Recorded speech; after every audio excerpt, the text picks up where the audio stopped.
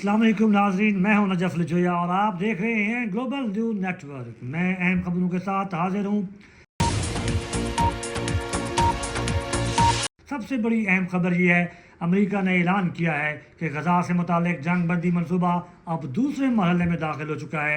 नाज़रीन, खबर रसां इदारे के मुताबिक अमेरिकी सदर डोनाल्ड ट्रंप के खसूसी एलची स्टीव विटकॉफ ने सोशल मीडिया प्लेटफॉर्म एक्स पर बताया कि सदर के 20 नुकाती गजा अमन मनसूबे का दूसरा मरहला शुरू किया जा रहा है, जिसमें जंगबंदी के बाद गजा को गैर फौजी इलाका बनाना, तकनीकी हुकूमत कायम करना और तमीर नौ शामिल है। ये ऐलान ऐसे वक्त में सामने आया है जब अक्टूबर में नाफिज होने वाली जंगबंदी के बावजूद इसराइल की जानिब से गजा में बाज़ हमले भी रिपोर्ट हुए हैं।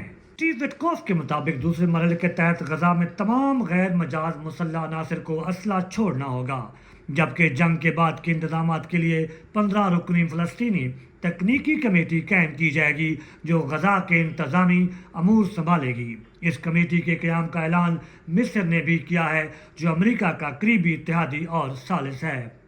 अमेरिकी एलची ने वाज़ेह किया कि अमेरिका को तवक्को है कि हमास अपनी तमाम जिम्मेदारियां पूरी करेगी, जिनमें आखिरी हलाक शुदा यरगमाली की फौरी वापसी भी शामिल है। उन्होंने खबरदार किया कि अगर हमास ने ताउन ना किया तो संगीन नतायज का सामना करना पड़ सकता है।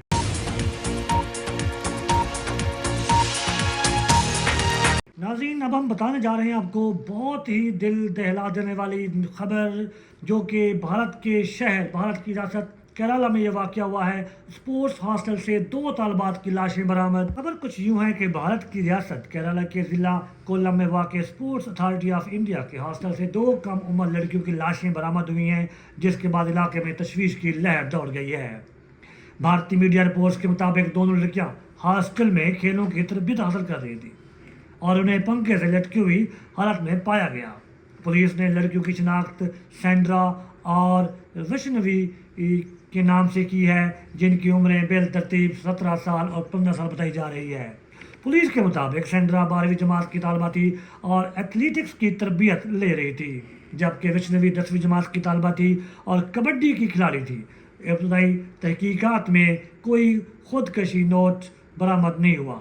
हुकाम का कहना है कि वाक़े की तहकीकात जारी हैं और पोस्टमार्टम के बाद लाशें लवाहिकीन के हवाले की जाएंगी। पुलिस हॉस्टल के दीगर तलबा और वार्डन से भी पूछ गुछ कर रही है ताकि वाक़े की वजूहात मालूम की जा सकें।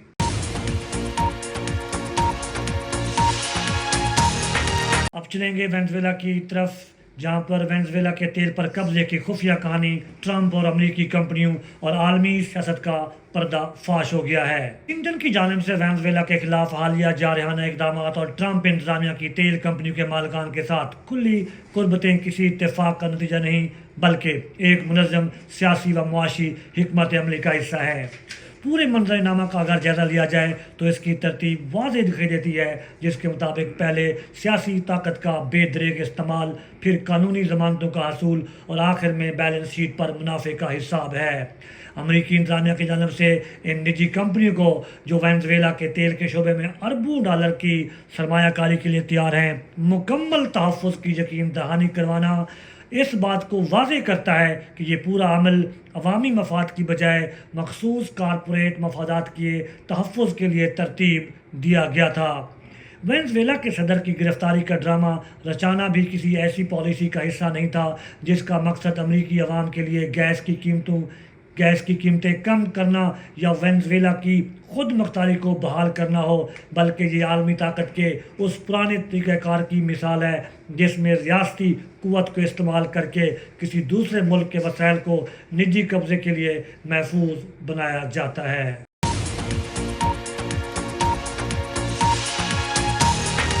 दूसरी जानिब अमेरिकी मीडिया ने खबर दी है कि ट्रंप ईरान के खिलाफ ज़ोरदार और फैसला कुन फौजी कार्रवाई के हक़ में हैं। अमेरिकी मीडिया ने दावा किया है कि अमेरिकी सदर डोनाल्ड ट्रंप ईरान के खिलाफ ज़ोरदार और फैसला कुन फौजी कार्रवाई के हक़ में हैं और वो किसी तवील जंग के बजाय मुख्तसर मगर मुअस्सर हमला चाहते हैं। अमेरिकी टीवी रिपोर्ट्स के मुताबिक सदर ट्रंप की सोच ये है कि महदूद मुद्दत की कार्रवाई के ज़रिए ईरान पर दबाव डाला जाए ताकि तवील अस्करी तनाज़े से बचा जा सके।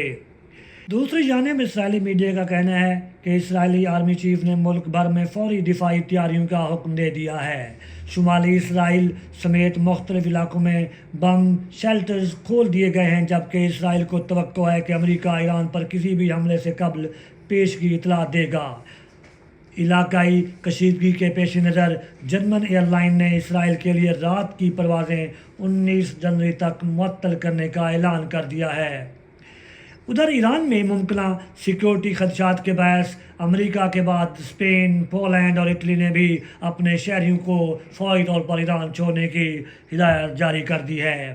اٹلی کی وزارت خارجہ کے مطابق ایران میں تقریباً 600 اطالوی شہری موجود ہیں، جن میں اکثریت دارالحکومت تہران میں مقیم ہے۔ وزارت نے شہریوں کو کہا ہے کہ وہ سیکیورٹی صورتحال کو مدنظر رکھتے ہوئے ایران سے انخلاء کی کوشش کریں۔ پولینڈ کی وزارت خارجہ نے بھی social media platform X پر بیان جاری کرتے ہوئے اپنے شہریوں کو فوری انخلاء کی ہدایت کی ہے۔ میڈیا رپورٹس کے مطابق برطانیہ نے ایران سے اپنا سفارتی عملہ واپس بلا لیا ہے، جبکہ برطانوی سفیر کو بھی تہران سے واپس طلب کر لیا گیا ہے۔